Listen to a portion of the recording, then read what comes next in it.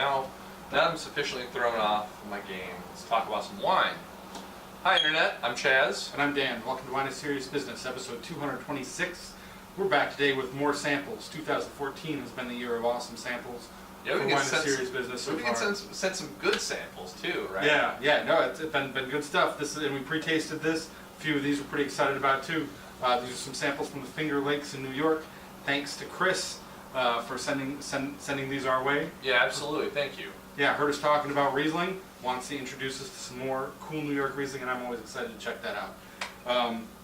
So he's a young guy. Yeah, go ahead and pour this. Young guy making wine from a couple different vineyards from the boxes we got sent. This is a Riesling that was fermented with wild yeast.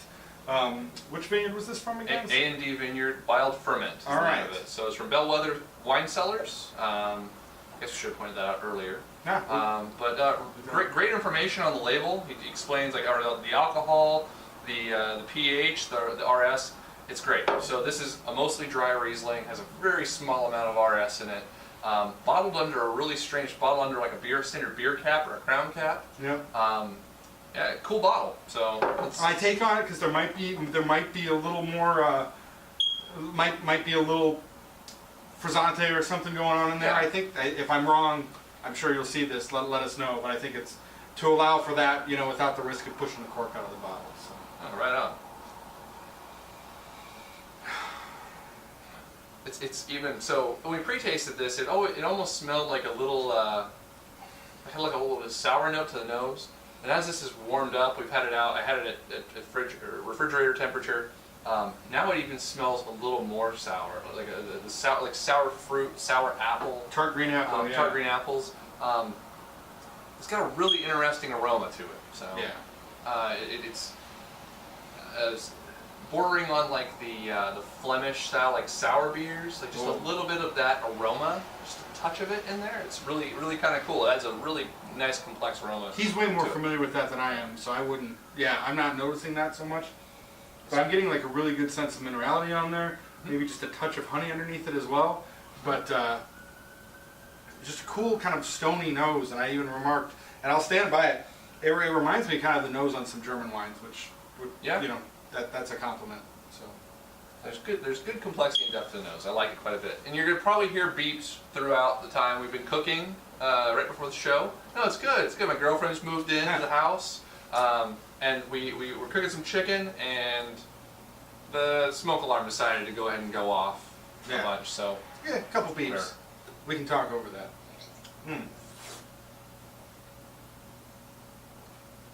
Still feeling really good about the acidity on the palate here. Yeah. Yeah. It's even gotten a little like the fruit is definitely more prevalent now that it's warmed up a little bit. We're probably sitting just above cellar temperature, like probably in the 60-degree range now. The sour apples are prevalent. There's a little bit of like lime juice or lime zest in there. That's a great strong component. And just a touch of sourness on the finish that I really like. It just draws me in. I like that flavor quite a bit, and it's awesome. So yeah, and the lime flavors are really interesting, right? There's some of that zest. I'm also getting like just a touch of lime candy, but it doesn't get too sweet. And there's a touch of sugar. Like you can smell, you can sort of taste it a little bit, but there's no weight to it. There's none of the added weight, or I guess I'm trying to say like mouthfeel that sugar would provide. It definitely feels like a drier wine, right? Yeah, definitely, and it's like crisp and clear across the palate, right? The acidity provides some really good clarity. That sense of minerality that's on the nose, I think, really carries through on the palate. Right, the fruit's got good flavor without being too heavy. Yeah. Man, a lot of good stuff going on. I like this quite a bit. Yeah, 89 points for me. I'm gonna agree. Yeah. 89 plus, like definitely in that 88 plus, 89, 89 plus, somewhere in there. It's complex, it's interesting, it's definitely something completely different as far as the flavors are concerned. Yeah, it's definitely. good. I haven't had anything like it before, but I really enjoy a lot of it. Does the palate, so you said the nose reminded you of German wines, does the palate remind you of German wines? Not so much. I mean, there are elements, I would say, that are consistent, but there are also elements that are not. I think, right? Unique to the region. That sour fruit thing, like that's probably got something to do with the yeast and the process, and like the some of those lime flavors, I guess, I haven't experienced so much in German wines, but I'm still digging it either way. It's good. Really, really delicious. Thanks for sending us that. Yeah. All right, so moving on. So this is the Bellwether 2012 Sawmill Creek Vineyard Riesling. This is their sweeter Riesling. It's got 3.7% RS. Oh, wrong glass. Little rinse. And so my memory was intact. Like we tasted a bottling from Sawmill Creek with Kelly from Red Newt about a year ago. Yeah. Well, not quite, maybe close, about 6 months, 8 months, something like that. Did Anthony Road make a Sawmill Creek one, or was that just them? I don't know. I think I definitely remember. Yeah, the I remember guys. the Newt with the. Yeah, the Red Newt, and that Red Newt wine makes, or the Red Newt guys make such great wine. That was fantastic. So. It's true. It's true. Good. Yeah, good stuff coming out of the Finger Lakes for sure. Totally. All right, so this is definitely a touch sweeter on the rinse. I really look forward to visiting there some year. Like that's got to be We gotta a wine do that. trip, or yeah. Yeah, absolutely. I've never been to New York still, so Yeah. got to do that at some point. So, all right, let's try. Sorry. Yeah. Oh, we realized. So this is this Sawmill Creek Riesling. So the other one is like distinctly labeled dry Riesling. So this has a little more RS in it. But what is it? It's still not a lot. 3.6, 3.7. Yeah, 3.7. That's right. That's right.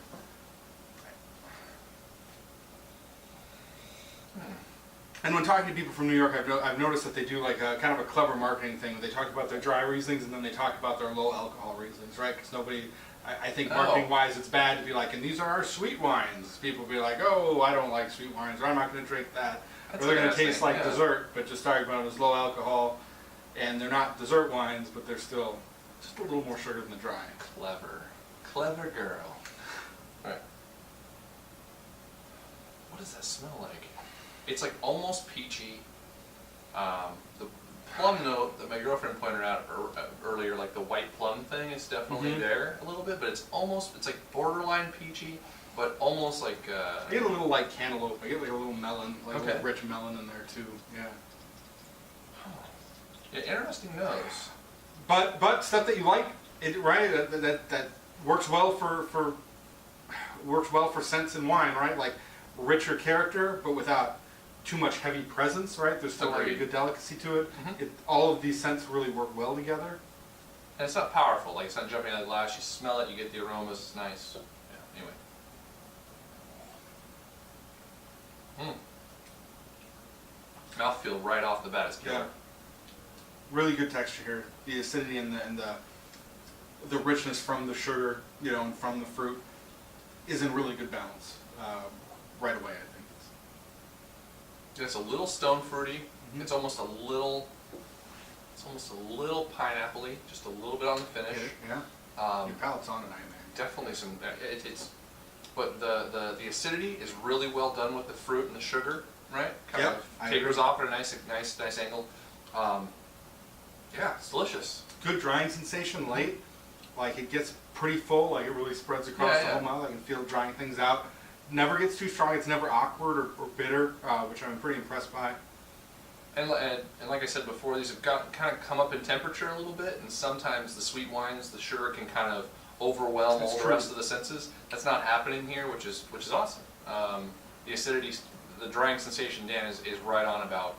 It's unexpected to sense that right now, but it's there. So great acid, great fruit, awesome sugar. Yeah, really good wine. Yeah, the sweeter plums are definitely something I'm seeing in the palate, and not something. I don't think that's a descriptor I've used in other Rieslings from anywhere else that I've tasted. No, this is a unique wine. Yeah. In that regard. So Flavor-wise. that's kind of enjoyable, right? To taste something that's like good with good balance and kind of has some unique flavors too. That's exciting. Yeah, really delicious. I'm going to say another 88 plus to 89 point wine for me. I like the sweeter wines, and I think this provides good complexity. Definitely, I really like the acid on it and the way it's integrated. Yeah, really delicious. So, Yeah. and reasonably priced, right? Like this is a $22 wine. So what was the first one? It's $27 wine. Okay. So this one's a little pricier. Yeah. And then the Pinot A little Noir step more 2 is about worthwhile. $30. So, Okay. yeah. Cool. 88 points for me. Boy, still solid though, man. I'd say, especially I know They're kicking out some rad wine. we got a handful of people from out in that side of the country that watch the show. If you see this stuff around, I'd say definitely give it a shot. So pour a little rinse first, 'cause I'm not sure what's in our glasses. But so for the last one, we got sent a couple of Pinots, and this one really stuck out to us. I'm pretty sure this is the 2012, right? Like It's gotta be yeah, because so it looks like an 11 label that they've wrote a little hand modified on a there. little hand modified, but Yeah. I get that. So But this is the Sawmill Creek Vineyard 2012 Oregon Pinot. Wow. Fail. Yeah. All right, sorry. Pinot Noir. Oh God, that's embarrassing. I guess that's what you call getting stuck in a rut, right? Yeah, it is. It's true. But we don't drink a lot of Pinot from other places. No, it's true. So thanks for helping broaden our horizons. It's Totally. good Yeah. I'm pretty sure this is the first Pinot Noir from New York I've had. Yes. I might be wrong. I may even be offending somebody if they remember drinking it with me, but I don't have any memory of drinking it. So, As far as I can remember, this is the first Oregon Pinot that I've drank from New New York. New York. God. Dan would have to believe me there, so I'm going to hold back my hold cursing. back. That's good. Yeah. So yeah, the first New York Pinot Noir. I'm sorry, guys. So first off, the color here is really clear. Like, Yeah, this is pretty light stuff. almost rosé. We've seen some producers in Oregon make make Pinot Noirs that are this clear and call them Pinot Noirs. But man, most people, this is borderline rosé. Yeah, and especially for bigger grapes, if you're talking like Cab Franc or Syrah or something like that, this is what the rosés look like. So it's definitely less time on the skins, right? Like not, and for me, right, a small chance it'll be too tannic, which is good. Right. So. All right. So 12% alcohol. Yeah. Didn't talk much about the rest of the aroma. The aroma is like. Oh yeah, I got it right into drinking it. Dan's drinking it right away. So yeah, pour some more. It's low alcohol, right? You drink it all day. So. Right. Very dialed back nose. Like doesn't have a lot of intensity, but it's cherry skins. Yeah, Not so much of that. cherry juice, right? It's not like it's almost like. It's kind of like the dried cherries, right? You get the There dried you cherries go. out of the bulk There you bin. go. You're gonna make your own trail mix or something like that. Yeah, absolutely. It's like dried cherries, dried cranberries as well. Like those. I really love dried cranberries. That has that aroma. There's like a little bit of seediness or like. See, I think it's a steadiness little. to it. I'm getting like a little bit of barrel coming through, but Okay. but not enough to cause trouble. Just kind of to round out some of those lighter fruit flavors. I think it works well. Agreed. There's just a touch of like richness or like sweetness. There really is. To the back end of it. And it smells good. It's definitely interesting. It's unlike normal Pinot Noir for me. Yeah, it's definitely outside of what my usual experience has been too, but still appealing. Mm. Initial contact is great. Yeah, just like Wow. light, clean, bright, and just a little evolution of richness onto the mid palate, and some of those like dried cranberry flavors that you were talking about totally come through, and I think kind of sit on the back. Yeah, there's like an initial burst of sort of fresh flavor from like maybe cranberries and cherries, but it definitely like sort of almost turns like dried and sort of rich as it sort of moves into the mid palate and the finish. And the way the acidity pairs with the fruit here again is very well done. Tannically, really light, Yep. right? Very light on tannins, and the acid, the alcohol is definitely, you can feel like it's low, like the mouth feel and the finish is definitely like light. But yeah, it tastes like it's very good. Yeah, a little bit of that barrel character I think coming through, and the flavors are pretty straightforward. But the texture and the mouthfeel is in a really good place, especially for a young wine like this. I guess I think that's like a good that thing. richness, It's ready to too. rock. I'm really impressed with that. Yeah. And it is ready to rock right now. Yeah.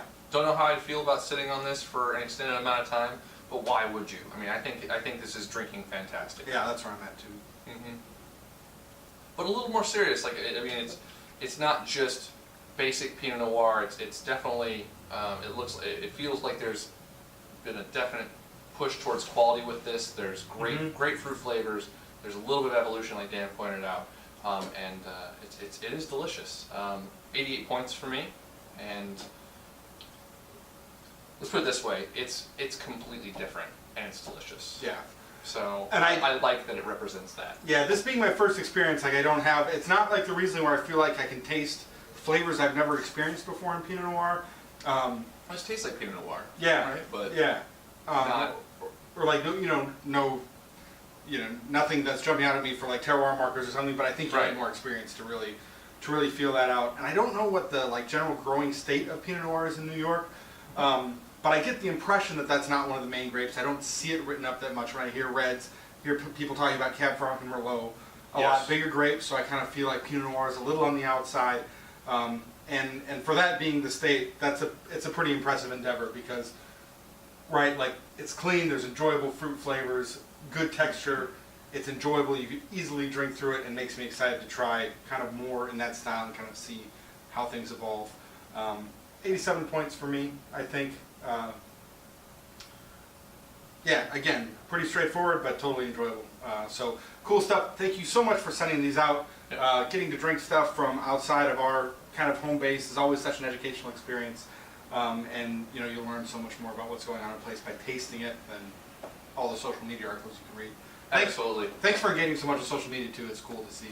Yeah, thank you very much. See what's going on out there. For making some really killer wine. So Yeah. all of these, I like these all a lot. Honestly, True. they are genuinely interesting wines. So Yeah, would happily drink them again in the future. So, thanks for sending them out. Question of the day. I love it. So the beeps have stopped. That's a good news. Yeah, how that is many? good news. Yeah. How many of you keep? How many of you keep your smoke detectors alive? That's a good question. I was bad about that for a Dan. while. I've been pretty good. You kidding me? No, I'm dead serious, right? Safety first, man. Safety. That's. I'm curious. I'm curious. Well, I've got a lot of people on there with kids. Man, even when I was all right. Yeah. Even when you were living with like 6 dudes in a house No, and we the had a trash was smoke piling up that high, like Nope, we had trash Jenga. Where it was like whoever made it fall had to take it out. So it was like you just stacked it.